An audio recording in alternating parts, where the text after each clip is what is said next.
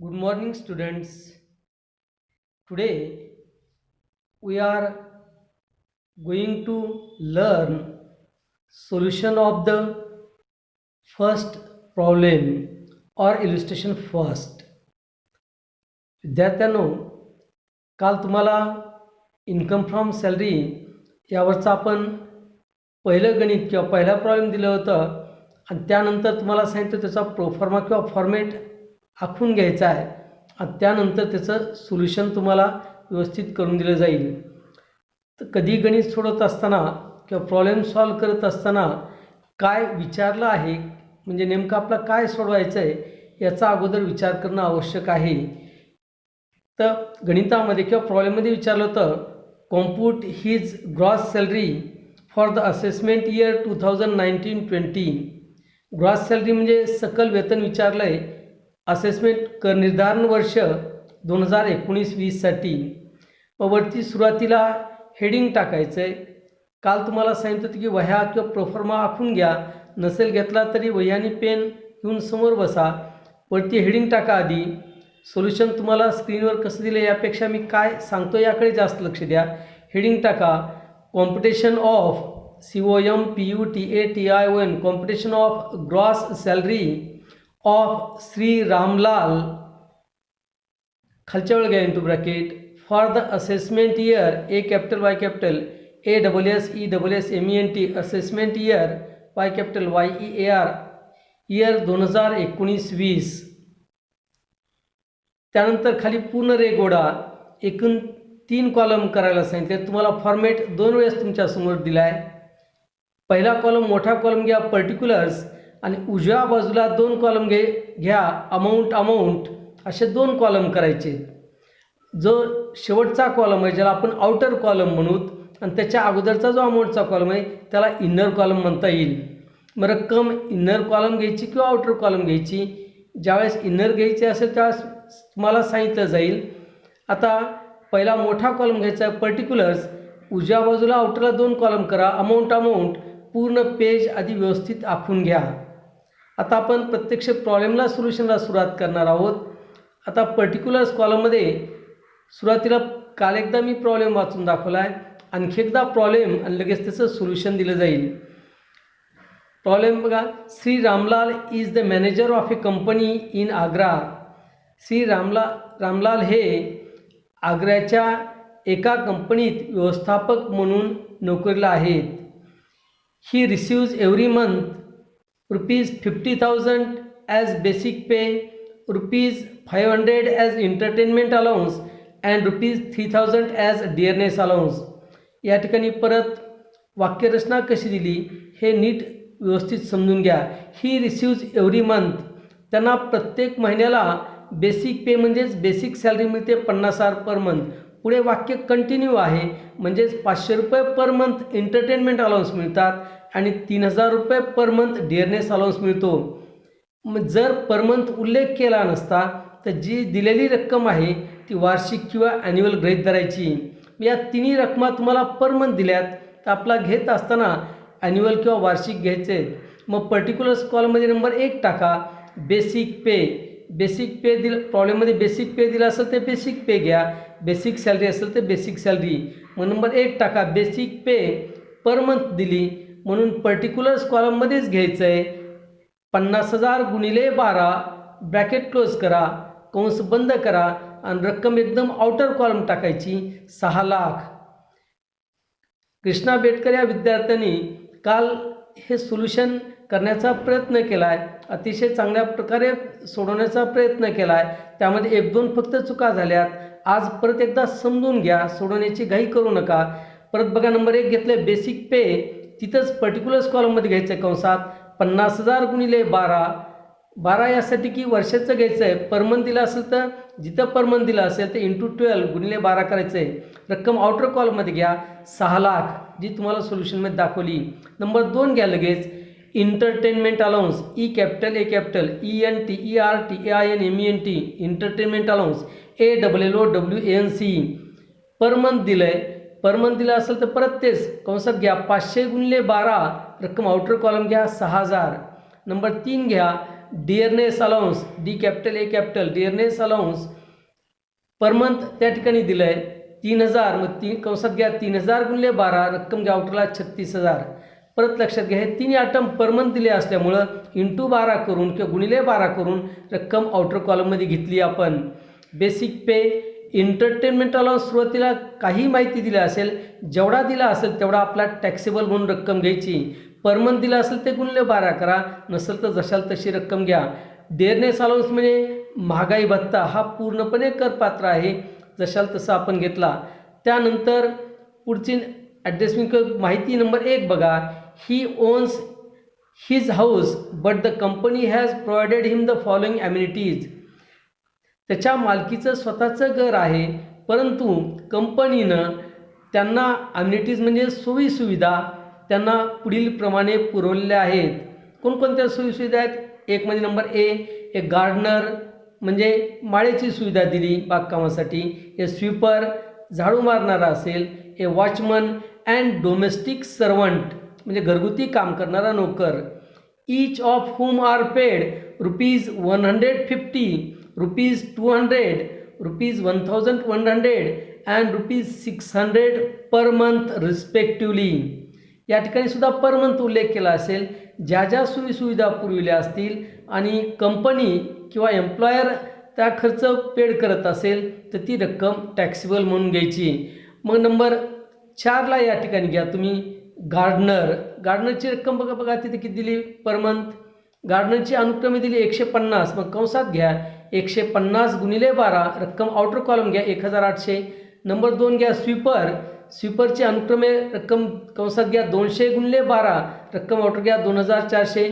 Number 3 आहे वॉचमनची दिली 1100 गुणिले 12 रक्कम आउटर येईल 13,200. आणि त्यानंतरचा नंबर घ्या 6, काय असेल तो डोमेस्टिक सर्वंट, तो दिला 600 पर मंथ, कंसात घ्या 600 गुणिले 12 म्हणजे 7,200 रक्कम आउटरला घ्यायची.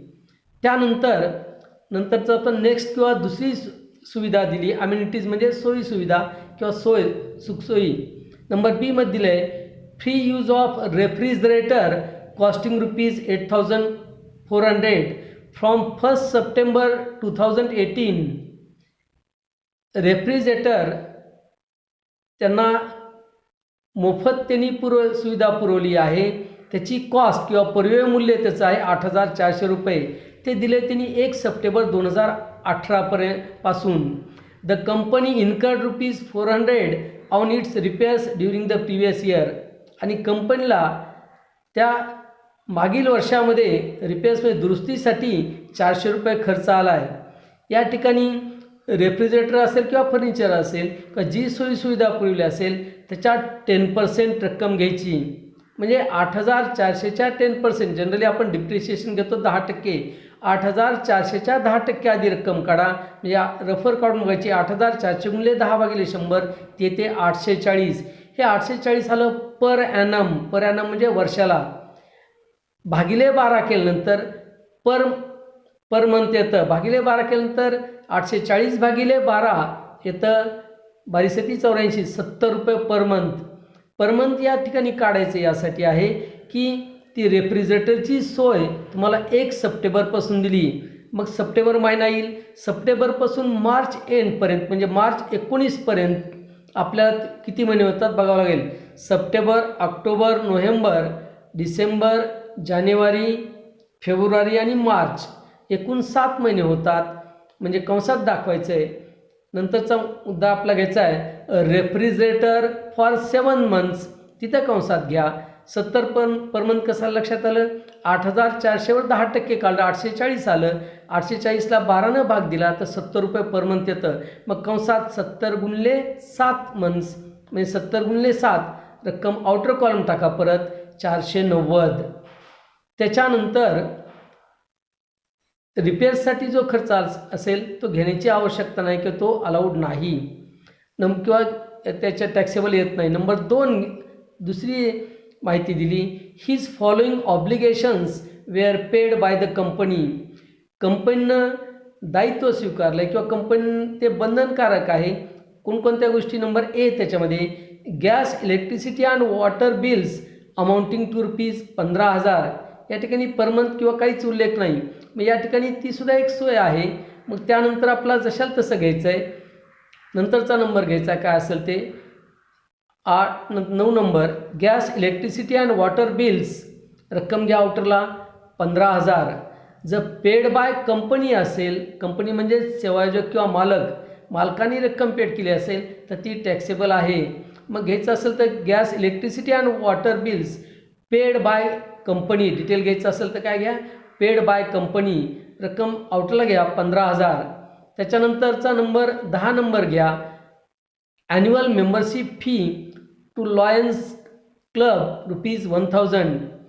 वार्षिक लॉयन क्लबची फीस किंवा सभासदाची फीस म्हणून त्यांनी ₹1,000 कंपनीने पेड केली, तीसुद्धा या ठिकाणी टॅक्सेबल आहे. मग नंबर 10 नंबर घ्या. Membership fee to Lions Club, रक्कम आउटरला घ्या 1,000. त्यानंतर नंबर 3चा मुद्दा घ्या विचारात. The company has provided him the facility of a large car. आता कंपनीनं एक मोठी कार त्यांना सुविधा पुरवली. याला आपण म्हणतो वेतनेतर लाभ किंवा त्याला शब्द परक्युजिट्स किंवा त्याला मराठीत शब्दशः म्हणतो आपण परिलब्धी. हेडिंग टाकायचं असेल तर समजेपर्यंत आपण हेडिंग टाका, नसं तर हेडिंगसुद्धा टाकण्याची गरज नाही. या ठिकाणी नंतरचं हेडिंग टाका वाटल्यास. नंबर 11 परक्युजिट्स. परक्युजिट्सचा मराठीत अर्थ होतो परिलब्धी, म्हणजे वेतनेतर लाभ, ज्याचं आपण पैशात मूल्यांकन करू शकतो. नंबर 11 घ्या. परक्युजिट्स डॅश द्या पुढे. कोणती सुविधा पुरवली या ठिकाणी? कारचं व्हॅल्युएशन करत असताना आपण पहिल्यांदा विचार कोणता करतो की खर्च कोण करतं. खर्च कोण या ठिकाणी the company has provided him the facility of a large car. मोठी कार त्यांनी पुरवली. मोठी कारचा उल्लेख नसेल तर आपण काय करणार, 1,600 cc पेक्षा कमी असेल तर स्मॉल कार आणि 1,600 पेक्षा मोठी असेल तर बिग कार किंवा लार्ज कार. याचे डिटेल तुम्हाला तक्ते आणि त्याची माहिती पूर्ण तुम्हाला दिली. The car is used for private purposes also. या वाक्याला अंडरलाईन करा. कोणत्याला? Private purposes also. ही कार जी आहे ती कशासाठी उपयोगात आणली? ती खाजगी कामासाठी सुद्धा, म्हणजे याचाच अर्थ होतो कार्यालयीन आणि खाजगी कामासाठी. मग त्या वाक्याला किंवा त्या ओळीला अंडरलाईन करा. The car is used for private purpose also. For private purpose also याला अंडरलाईन करा. याचा अर्थ होतो खाजगी कामासाठी सुद्धा, म्हणजेच कार्यालयीन आणि खाजगी कामासाठी उपयोग होत असेल तर पहिल्यांदा विचार काय करताल तुम्ही, कोणत्या कारणासाठी उपयोग होतो. व्हॅल्युएशन करत असताना कार्यालयीन आणि खाजगी कामासाठी उपयोग होत असेल पहिल्यांदा तो विचार करायचा आहे. Purposes also and all expenses including the driver salary are borne by the company. To बिअरचा पास्ट टेन्स येतो बॉर्न. म्हणजे सहन करणे, म्हणजे सगळे खर्च कंपनी म्हणजेच मालक किंवा सेवायोजक पेड करते. मग या ठिकाणी पहिल्यांदा विचार करायचा खर्च कोण पेड करतं, कंपनी किंवा सेवायोजक पेड करते.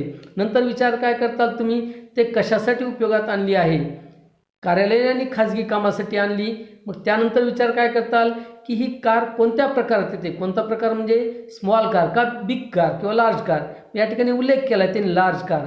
मग आता तुम्हाला विचार करावा लागेल, कार फॅसिलिटीज तुम्हाला पुरवली असेल, बिग कार असेल किंवा मोठी कार असेल किंवा 1,600 cc पेक्षा जास्त असेल किंवा जुन्या पुस्तकामध्ये 1.6 लिटर असा उल्लेख आहे, त्यापेक्षा जास्त असेल तर 2000 नवीन नियमाप्रमाणे 2,400 पर मंथ हे होईल valuation.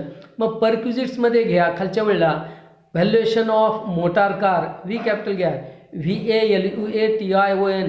Valuation of motor car dash द्या पुढे.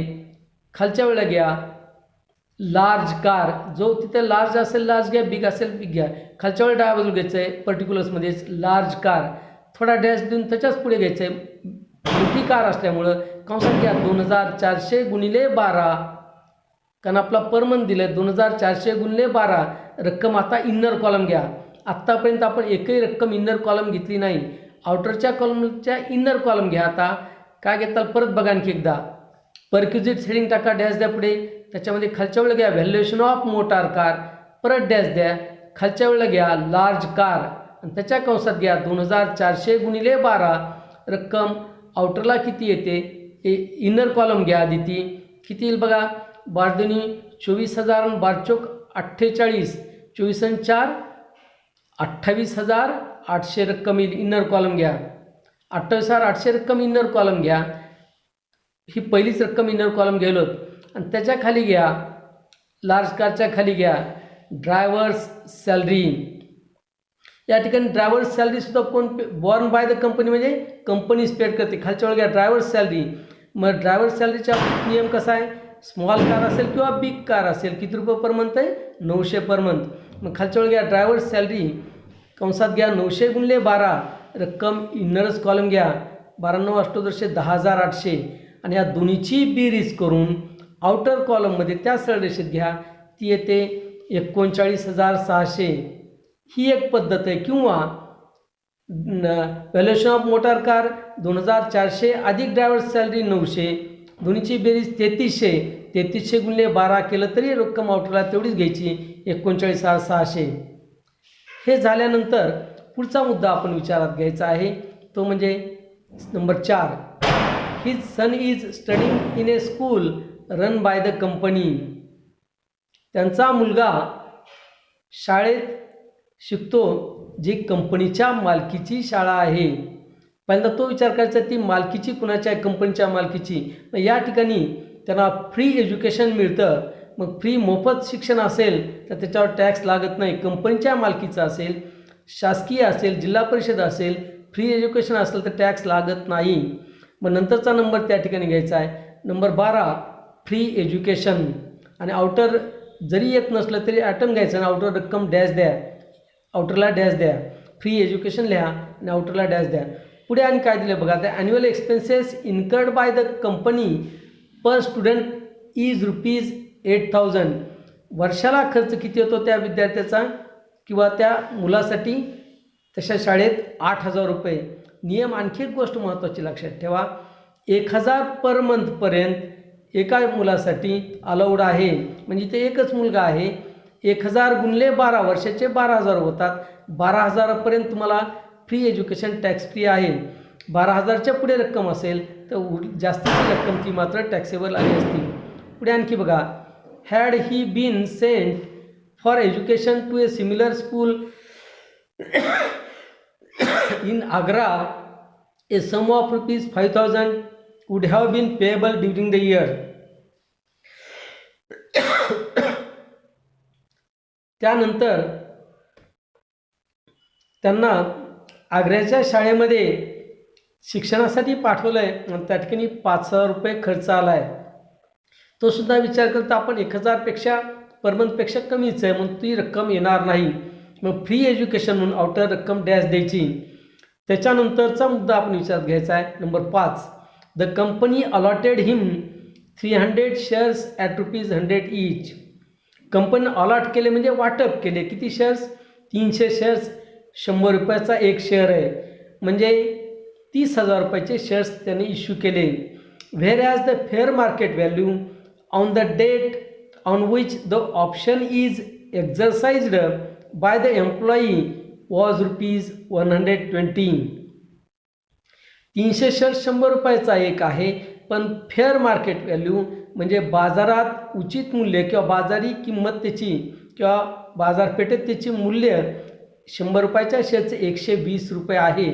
म्हणजेच या ठिकाणी आपण त्यांना शेअर्स देत असताना अलॉट करत असताना कर्मचाऱ्याला ₹20 कन्सेशन म्हणजे सवलत द्यायलोत किंवा सूट द्यायलोत. जेवढी कन्सेशन दिला असेल ती रक्कम टॅक्सेबल या ठिकाणी म्हणून घ्यायची. मग नंतरचा मुद्दा घ्या नंबर 13 घ्या, concession in shares. CONCESSION. Concession in shares. ₹100चा एक शेअर होता. ₹100प्रमाणे आपण त्यांना अलॉट करायलो. बाजारात त्याची किंमत ₹120 आहे म्हणजे ₹20 त्यांना सूट द्यायलोत. मग कंसात घ्या पर्टिक्युलर्स कॉलममध्येच ₹300 शेअर्स आहेत मग 300 गुणिले ₹20 कंस बंद करा, ती रक्कम येते. आउटर कॉलम घ्या त्या सरळ रेषेत 6,000. आणि 6वा मुद्दा विचारात घ्यायचा या ठिकाणी, ही प्रोसिडेड ऑन लिव्ह टू सिमला. त्यांना सुट्टीमध्ये सिमल्याला ते रजा काढून तिथं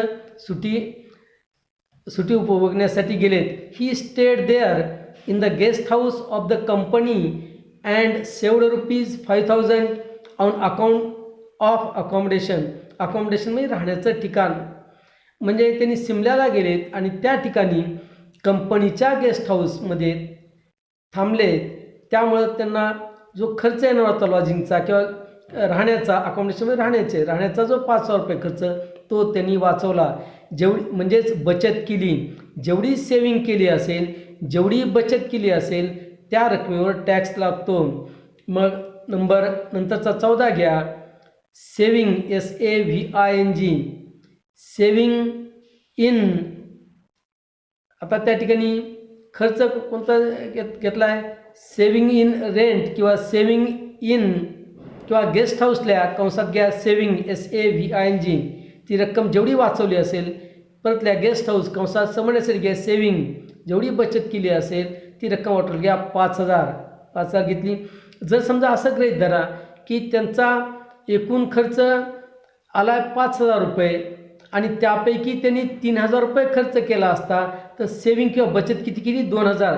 तर 2,000 रक्कम टॅक्सेबल आली असती. या ठिकाणी 5,000 रुपये त्यांनी सेविंग केली, पण पूर्ण रक्कम करपात्र आहे, टॅक्सेबल आहे.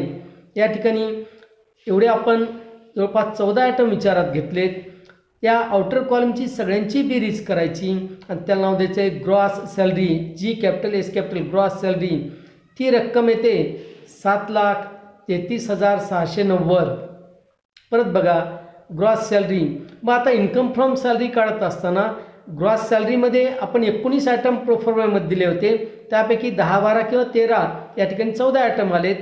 सगळ्यांची बेरीज करून जी बेरीज येईल त्याला नाव येतं ग्रॉस सॅलरी. या ठिकाणी ग्रॉस सॅलरीज फक्त विचारलं आहे म्हणून आपण या ठिकाणी ग्रॉस सॅलरी काढली आणि त्याला उत्तरला रेग ओढली.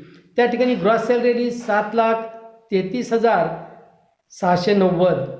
याच्या पुढचा इन्कम फ्रॉम सॅलरी जर विचारलं असतं तर लेस डिडक्शन्स अंडर सेक्शन 16 त्यामधून कलम 16 3 वजावटी येतात. 2019-20 असेसमेंट इयरनुसार पहिली वजावट आहे स्टँडर्ड डिडक्शन. 19-20 ती 40,000 रुपये आहे. नंबर 2 येतं एंटरटेनमेंट अलाउन्स अंडर सेक्शन 16(2). 16(2) मनोरंजन भत्ता येतो. इथे या ठिकाणी मनोरंजन भत्ता दिलेला आहे, पण तो वजावट कधी येईल? ज्यावेळेस गव्हर्नमेंट एम्प्लॉई सरकारी कर्मचारी असेल तर. आणि नंबर 3 येतं प्रोफेशन टॅक्स किंवा प्रोफेशनल टॅक्स. तो इथं दिला नाही. आणि या ठिकाणी फक्त ग्रॉस सॅलरी विचारलं असल्यामुळं या ठिकाणी आपण उत्तर काढलं आहे ग्रॉस सॅलरी 7,33,690. त्यानंतर काही नोट्स लिहून घ्या ज्या की समजण्यासाठी किंवा लक्षात ठेवण्यासाठी आवश्यक आहेत. वर्किंग नोट्स किंवा नोट्स घ्या. Number 1, the perquisite value of the gardener, watchman, sweeper and domestic servant provided by the employer is to be calculated at actual wages paid to them. म्हणजे या सुविधा जे पुरवल्या असतील एम्प्लॉईला कुणी सेवायोजक किंवा कंपनीनं, तर ॲक्च्युअल जे काही रक्कम पेड केली असेल ती टॅक्सेबल आहे म्हणून आपण त्या तिन्ही रकमा घेतल्यात. नंबर 2 नोट्स लिहून घ्या. Perquisite of free education is nil. दुसरी परिलब्धी किंवा वेतनेतर लाभ आहे. फ्री एज्युकेशन का? कारण त्या ज्या शाळेत तो मुलगा शिकतो ती कंपनीच्या मालकीची आहे किंवा शासकीय असेल किंवा जिल्हा परिषद असेल, म्हणजे फ्री एज्युकेशन असेल तर ती टॅक्सेबल येत नाही म्हणून फ्री एज्युकेशन आउटर घेतं nil. As the cost per child per month is less than ₹1,000.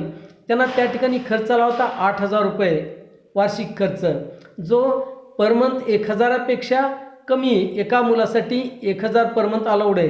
1,000 गुणिले 12, जर 8,000च्या ऐवजी 12,000च्या पुढे रक्कम असती 13,000 असती तर आपण 12,000पर्यंत सूट दिली असती आणि 1,000 रक्कम आउटला टॅक्सेबल घेतली असती. इथं ती रक्कम 12,000पेक्षा कमी, 1,000 पर मंथपेक्षा कमी असल्यामुळं आउटर आपण नील घेतलं आहे. आणि तिसरी नोट घ्या लिहून. Perquisite value of refrigerator is taken as 10% of the cost of ₹8,400. आता आपला परक्विजिटमध्ये परिलब्धी तिसरी दिली आपण वेतनेतर लाभ. रेफ्रिजरेटरची सोय केली आपण, त्याची कॉस्ट आहे 8,400.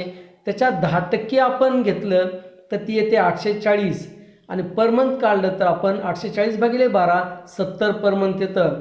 एक आपला कोणत्या तारखेपासून दिले 1 सप्टेंबर 2018 ते 31 मार्च 2019पर्यंत 7 महिने होतात. म्हणजे 70 रुपये गुणिले 7 असे 490 रुपये आउटर कॉलम आपण घेतलेत. Repairs cost incurred by the company is not to be added here. दुरुस्तीचा जो खर्च आहे तो या ठिकाणी ॲड केला जात नाही. या ठिकाणी हा प्रॉब्लेम सोल्युशन पूर्ण या ठिकाणी संपलं. या ठिकाणी आपण थांबवूत. धन्यवाद. यानंतरचा आपण प्रॉब्लेम घेत असताना किंवा दिवाळीच्या सुट्ट्या संपल्यानंतर साधारणपणे 18 तारखेपासून रेग्युलर क्लासेस सुरुवात होतील. पुन्हा एकदा प्रॉब्लेम पहिल्यांदा दिला जाईल आणि दुसऱ्या लेक्चरमध्ये किंवा नंतरच्या लेक्चरमध्ये त्याचं सोल्युशन तुम्हाला सविस्तर दिलं जाईल. आता थोडी बहुत तुम्हाला फॉर्मॅट किंवा माहिती तुम्हाला मिळाली. प्रॉब्लेम दिल्यानंतर एकदा वाचून पाहायचा आहे आणि आखून ठेवायचं आहे, दिनांकानी वार टाकायचा आहे आणि त्या सांगितल्याप्रमाणे सोडवायचं. जिथं समजलं नसेल तर कमेंटमध्ये तुम्ही विचारू शकता.